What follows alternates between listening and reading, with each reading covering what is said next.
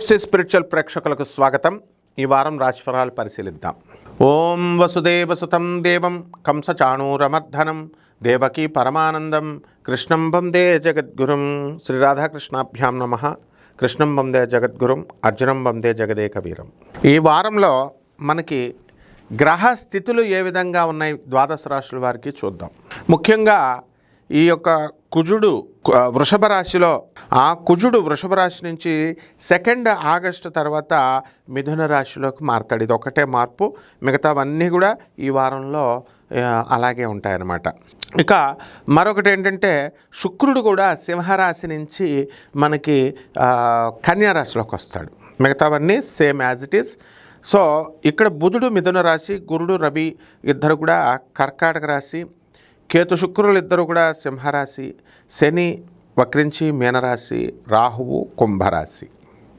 ఈ గ్రహ స్థితిగతుల వల్ల ద్వాదశ రాశుల వారికి విడివిడిగా ఒక్కొక్క రాశి వారికి ఏ విధమైనటువంటి ఫలితాలు కలుగుతాయో ప్రొఫెసర్ డాక్టర్ ముల్లపూడి సత్యనారాయణమూర్తి నేను మీకు తెలియజేస్తున్నాను.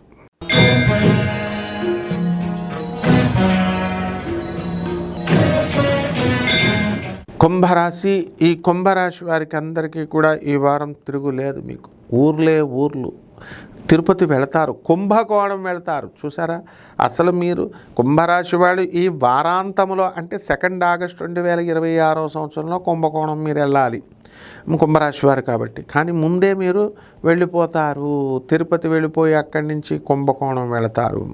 అదేవిధంగా అది కూడా మీ ఇంట్లో మీ పిల్లలు, మీ కోడళ్ళు, మీ మనవరాలతో మీరు వెళ్ళడం అనేటటువంటిది జరుగుతుంది. ఈ రాశి వారికి మనకి పిల్లల వల్ల కాస్త మనశ్శాంతి లోపము అనేటటువంటిది గతకాలంలో ఉంది. కానీ ఈ వారంలో ఆనందమే ఆనందం. మీ అబ్బాయికి 30 లక్షల రూపాయల ప్యాకేజీ మీకు రావడం చాలా ఆనందాన్ని కలిగిస్తూ ఉంటుంది. అదేవిధంగా పిల్లలతో కోడలతో తీర్థయాత్రలు వెళ్ళడం మహదానందంగా ఉంటుంది.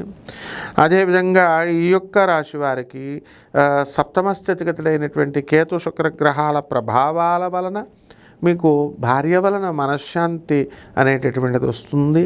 అలాగే కేతువు వైరాగ్యాన్ని ఇస్తాడు. అసలు డిప్రెషనే ఉండదన్నమాట. ధనస్థానంలో ఉన్నటువంటి శని గ్రహ ప్రభావం వలన ఆదాయాలు బ్రహ్మాండంగా పెరగడము ఇలాంటివన్నీ కూడా ఉంటాయి. అదేవిధంగా అర్ధాష్టమంలో ఉన్నటువంటి ఈ యొక్క కుజగ్రహం మిమ్మల్ని కొంచెం ఏడిపించిన 2 ఆగస్టు నుంచి వదిలేస్తూ ఉంటుంది. పరిహారాలు సుబ్రహ్మణ్యేశ్వర స్వామి వారి యొక్క ఆరాధన చేసుకోవాలా. కుకీ సుబ్రహ్మణ్యేశ్వర స్వామి వారి యొక్క దర్శనం చేసుకోండి, అభిషేకం ఇంట్లో చేసుకోండి ఓం శరవణ భవ అన్న మంత్రంతో. అలాగే మేడి చెట్టును మీరు ఇంట్లో వేసుకోవడం లేదా రావి చెట్టును మీరు ఇంట్లో పెంచుకోవడం ద్వారా బ్రహ్మాండంగా ఉంటుంది. తులసి చెట్టుతో సమానంగా రావి చెట్టుని కానీ మేడి చెట్టుని కానీ పూజ చేసుకోవాలా. శుభమస్తు.